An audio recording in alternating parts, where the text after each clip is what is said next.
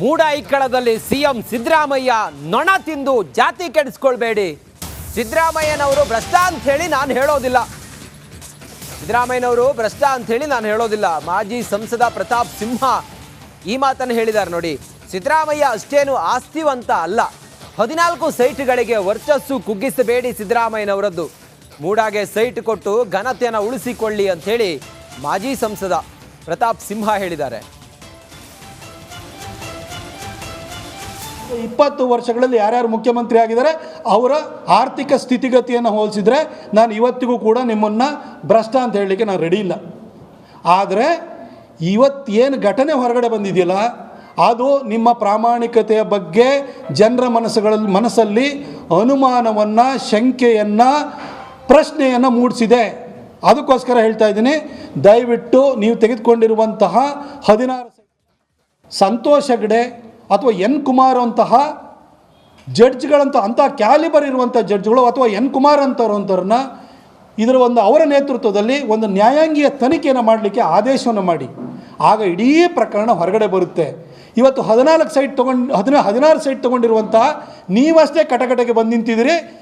ಅದು ನೀವು ಆ ಸೈಟನ್ನು ಸರೆಂಡರ್ ಮಾಡಿ ಒಂದು ಕೂಲಂಕಷವಾದಂಥ ತನಿಖೆಗೆ ಒಬ್ಬ ಸಂತೋಷ್ ಹೆಗ್ಡೆ ಅಥವಾ ಎನ್ ಕುಮಾರ್ ಅವರಂತಹ ಕ್ಯಾಲಿಬರ್ ಇರುವಂತಹ ಅಂತಹ ಒಂದು ಟ್ರ್ಯಾಕ್ ರೆಕಾರ್ಡ್ ಇರುವಂತಹ ಜಡ್ಜ್ಗಳ ನೇತೃತ್ವದಲ್ಲಿ ಒಂದು ನ್ಯಾಯಾಂಗೀಯ ತನಿಖೆಗೆ ಆದೇಶವನ್ನು ಮಾಡಿದರೆ ನೀವು ಒಳ್ಳೆಯ ಮೇಲ್ಪಂಕ್ತಿಯನ್ನು ಹಾಕ್ಕೊಡ್ಬೋದು.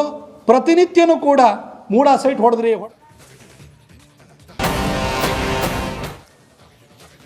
ಮೂಡ ಕರ್ಮಕಾಂಡ, ಸಿದ್ದರಾಮಯ್ಯನವರ ಇಡೀ ಕುಟುಂಬ ಇದರಲ್ಲಿ ಭಾಗಿಯಾಗಿದೆ ಅನ್ನೋ ವಿಚಾರ ಇವತ್ತು ಸದನದಲ್ಲೂ ಕೂಡ ಮೂಡ ಕರ್ಮಕಾಂಡ ಸದ್ದು ಮಾಡಿದೆ. ಕಲಾಪದಲ್ಲಿ ಇವತ್ತು ಮೂಡ ಸದ್ದು ಮಾಡಿದೆ, ಗದ್ದಲ ಆಗಿದೆ. ಮೂಡ ಹಗರಣದ ಕುರಿತು ಚರ್ಚೆಗೆ ಬಿಜೆಪಿ ಒತ್ತಾಯವನ್ನು ಮಾಡಿದೆ. ಮೂಡ ಚರ್ಚೆಗೆ ಅವಕಾಶ ಇಲ್ಲ ಅಂತೇಳಿ ಎಚ್ ಕೆ ಪಾಟೀಲ್ ಅವರು ಹೇಳ್ತಾರೆ. ವಿಷಯದ ಗಂಭೀರತೆ ಮೇಲೆ ಚರ್ಚೆ ಅಂತೇಳಿ ಹೇಳ್ತಾರೆ.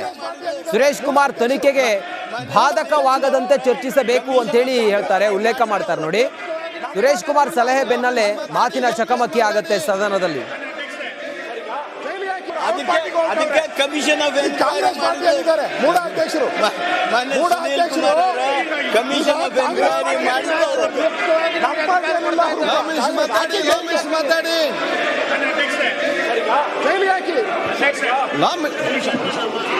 ಆನರಬಲ್ ಆಯ್ತು ಕೂತ್ಕೊಳ್ಳಿ. ಮತ್ತೆ ಚರ್ಚೆ ಮಾಡುವಾಗ ಚರ್ಚೆ ಬರುವಾಗೆಲ್ಲ ಮಾತಾಡಿ, ಎಲ್ಲರಿಗೂ ಅವಕಾಶ ಕೊಡ್ತೇವೆ. ಅವಾಗ ಈಗ ನೀವು ಇಡೀ ಸಮಾಜ ಇವತ್ತು ಗಮನಿಸ್ತಾ ಇರುವಾಗ you have taken a very bad brief. So ಅದಕ್ಕೋಸ್ಕರ ನಾನು ಸಭಾಧ್ಯಕ್ಷರು ಕೇಳ್ಕೊಳ್ಳೋದು, let us not go into this nitty gritty. ಇವತ್ತು ನಾನು ಹೇಳಿದಾಗೆ ದೊಡ್ಡ ಚರ್ಚೆ ಆಗ್ತಾ ಇದೆ. ಇದು ನೀಡ್ಲ್ ಆಫ್ ಸಸ್ಪಿಷನ್ ಅಂತ ಒಂದು ಪದ ಇದೆ. ನೀಡ್ಲ್ ಆಫ್ ಸಸ್ಪಿಷನ್ ಇವತ್ತು ರಾಜ್ಯದ ಬಹಳ ಮುಖ್ಯವಾದ ವ್ಯಕ್ತಿಯ ಕುಟುಂಬದ ಕಡೆ ಇವತ್ತು ತೋರಿಸ್ತಾ ಇದೆ. ಸೊ ಅದ್ರ ಬಗ್ಗೆ ಇರುವಾಗ ಈ ಸದನದ ಜವಾಬ್ದಾರಿ ಇದೆ. We should discuss, let them answer, let them defend, ಎಲ್ಲಾನು ಮಾಡಲಿ. ಅದೇ ಅವಕಾಶನೇ ಇಲ್ಲ, ಅವಕಾಶನೇ ಕೊಡೋದಿಲ್ಲ. Quasi judicial body. ನಿನ್ನೆ ಏನಾಗಿತ್ತು ನಿಮ್ಗೆ? ನಿನ್ನೆ ಹೈಕೋರ್ಟ್ ಅಲ್ಲಿ ಇರುವಾಗ, ಇಡಿ ಮಾಡ್ತಾ ಇದ್ದಾಗ ಚರ್ಚೆಗೆ ಯಾಕೆ ಅವಕಾಶ ಕೊಟ್ರಿ? ನಿನ್ನೆ ಶಿವಲಿಂಗೇಗೌಡರಿಗೆ ಕೊಟ್ರಲ್ಲ, ಶಿವಲಿಂಗೇಗೌಡರನ್ನ ಮಾತಾಡಕ್ಕೆ ಬೀಳಲಿಲ್ಲ. ಶಿವಲಿಂಗೇಗೌಡರಿಗೆ ಆಮೇಲೆ ಅವಕಾಶ ಕೊಟ್ಟಿದ್ದು, ಮೊದಲು ತಮಗೆ ಅವಕಾಶ ಕೊಟ್ಟಿದ್ದು ಸ್ಪೀಕರ್ ಅವರು. ಆಯ್ತಾ? ಚರ್ಚೆಗೆ ಇಲ್ಲ, ನೀವು ಚರ್ಚೆಗೆ ಇಲ್ಲ. ಮೂಡ ಹಗರಣದ ಬಗ್ಗೆ ನಿಲುವಳಿ ತಿರಸ್ಕಾರ ಪ್ರಸ್ತುತ ವಿಷಯ ಅಲ್ಲ ಅಂತ ಹೇಳಿ ಸ್ಪೀಕರ್ ನಿಲುವಳಿಯನ್ನ ತಿರಸ್ಕಾರ ಮಾಡಿದ್ದಾರೆ. ತುರ್ತು ವಿಚಾರ ಅಲ್ಲ ಅಂತ ಹೇಳಿ ಸ್ಪೀಕರ್ UT ಖಾದರ್ ಅವರು ನಿಲುವಳಿಯನ್ನ ತಿರಸ್ಕಾರ ಮಾಡಿದ್ದಾರೆ. ನಿಲುವಳಿ ಸೂಚನೆ ತಿರಸ್ಕರಿಸ್ತಾ ಇದ್ದಂತೆ ಸದನದಲ್ಲಿ ಸದ್ದು, ಗದ್ದಲ, ಕೋಲಾಹಲವೇ ಸೃಷ್ಟಿಯಾಯಿತು. ನಿಲುವಳಿ ಸೂಚನೆ ಬಂದಿದೆ. ಹೀಗೆ ಒಂದೇ ಸರಿ ಎದ್ದಿರೋದು. ದಯವಿಟ್ಟು ಒಂದೇ ನಿಮಿಷ ನಿಲುವಳಿ ಸೂಚನೆ. ನಾನು ಈ ಪ್ರಶ್ನೆ ಎಚ್ ಕೆ ಪಾಟೀಲ್ ಅವರು ಕೇಳಿದ್ದಾರೆ. ಇದೇನು ಅರ್ಜೆನ್ಸಿ ಇದೆಯಾ ಅಂತ ಕೇಳಿದ್ದಾರೆ. ಏನಂತ ಅಲ್ಲ, ಅವ್ರು ಕೇಳಿರೋದು ಕೇಳ್ತಾ ಇದ್ದೀನಿ. ಅವ್ರು ನಿಮ್ಮನ್ನು ಕನ್ವಿನ್ಸ್ ಮಾಡಕ್ಕೆ ಆ ಪದ ಹೇಳಿದ್ದಾರೆ. ಇದು 3,000 ಕೋಟಿ ಹಗರಣ ಆಗಿದೆ ಅಂತ ಬರ್ತಾ ಇರೋದು. 3,000 ಕೋಟಿ ಹಗರಣ ಅಂತ ಹೇಳಿರೋ. ಒಂದ್ ಸೆಕೆಂಡ್ ಈಗ ಮತ್ತೆ 1 ಸೆಕೆಂಡ್ ಇದು ಇವತ್ತಾಗಿರೋ ಈಗ ನೋಡಿ ಈಗ ರೀಸೆಂಟ್ ಅಲ್ಲ ಅಂತ ಹೇಳಿದ್ದೀರಾ. ದಯವಿಟ್ಟು ಕೂತ್ಕೊಳ್ಳಿ ನೀವು 1 ಸೆಕೆಂಡ್ ಅಧ್ಯಕ್ಷರೇ, ಈಗ ಯಾವ ನಿಲುವಳಿ ಸೂಚನೆ ಇವತ್ತು ಪ್ರತಿಪಕ್ಷ ತಂದಿದ್ದಾರೆ ಅದು ಬಹುಶಃ ಇವತ್ತು ತುರ್ತಾದ ವಿಚಾರ ಕೂಡ ಅಲ್ಲ, ಮತ್ತೆ ಅಲ್ಲಿ ಜುಡಿಷಿಯಲ್ ಎನ್ಕ್ವೈರಿದ ಕಾರಣ ಈ ನಿಲುವಳಿ ಸೂಚನೆ. ಮಹರ್ಷಿ ವಾಲ್ಮೀಕಿ ಅಭಿವೃದ್ಧಿ ನಿಗಮದಲ್ಲಿ ಆಗಿರುವಂತ ಬ್ರಹ್ಮಾಂಡ ಭ್ರಷ್ಟಾಚಾರ ಪ್ರಕರಣಕ್ಕೆ ಸಂಬಂಧಪಟ್ಟ ಹಾಗೆ ಮೇಜರ್ ಅಪ್ಡೇಟ್ ಇದು. ಈ ಪ್ರಕರಣದಲ್ಲಿ, ಈ ಹಗರಣದಲ್ಲಿ IAS ಅಧಿಕಾರಿಗಳ ಹೆಸರು ಕೂಡ ಹೊರಗಡೆ ಬರ್ತಾ ಇದೆ. IAS ಅಧಿಕಾರಿಗಳಿಗೆ ನೋಟಿಸ್ ಬರುತ್ತಾ? ನೋಟಿಸ್ ಬರುವ ಆತಂಕದಲ್ಲಿ ಕೆಲ ಅಧಿಕಾರಿಗಳು ಈಗಾಗಲೇ ಹಲವರನ್ನ ವಿಚಾರಣೆ ಕೂಡ ಮಾಡಿದ್ದಾರೆ. ಈಗಾಗಲೇ ಕೆಲ IAS ಅಧಿಕಾರಿಗಳಿಗೆ ನೋಟಿಸ್ ಬರುವ ಆತಂಕದಲ್ಲಿದ್ದಾರೆ. ಇಡಿ ನಡೆಸಿರುವ ತನಿಖೆಯಲ್ಲಿ ಹಣಕಾಸು ಇಲಾಖೆ ಅನುಮತಿಯ ಬಗ್ಗೆ ಕೂಡ ತನಿಖೆಯನ್ನು ಮಾಡ್ತಾ ಇದ್ದಾರೆ. ಕೆಲ IAS ಅಧಿಕಾರಿಗಳಿಗೆ ನೋಟಿಸ್ ಬರುವಂತ ಸಾಧ್ಯತೆ ಇದೆ. ವಾಲ್ಮೀಕಿ ಅಭಿವೃದ್ಧಿ ನಿಗಮದ ಬ್ರಹ್ಮಾಂಡ ಭ್ರಷ್ಟಾಚಾರದಲ್ಲಿ ಕೆಲ IAS ಅಧಿಕಾರಿಗಳು ಭಾಗಿಯಾಗಿದ್ದಾರೆ ಅನ್ನೋದರ ಬಗ್ಗೆ ಈಗ ಇಡಿ ಅಧಿಕಾರಿಗಳ ತನಿಖೆಯಲ್ಲಿ ಮಾಹಿತಿ ಸಿಕ್ಕಿದೆ.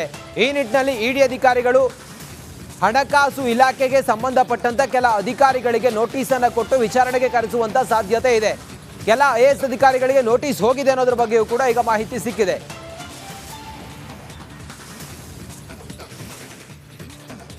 ಮತ್ತಷ್ಟು ಮಾಹಿತಿಯೊಂದಿಗೆ ನಮ್ಮ ಸೀನಿಯರ್ ಕಲೀಗ್ ವಿಜಯ್ ಈಗ ನೇರ ಸಂಪರ್ಕದಲ್ಲಿ ಜಾಯ್ನ್ ಆಗಿದ್ದಾರೆ. ವಿಜಯ್, ಈ ಹಗರಣದಲ್ಲಿ IAS ಅಧಿಕಾರಿಗಳ ಭಾಗಿ ಹೇಗೆ, ಇಡಿ ಅಧಿಕಾರಿಗಳ ಬಳಿ ಏನು ಮಾಹಿತಿ ಇದೆ, IAS ಅಧಿಕಾರಿಗಳು ಇದರಲ್ಲಿ ಇದ್ದಾರೆ ಅನ್ನೋದ್ರ ಬಗ್ಗೆ ವಿಜಯ್?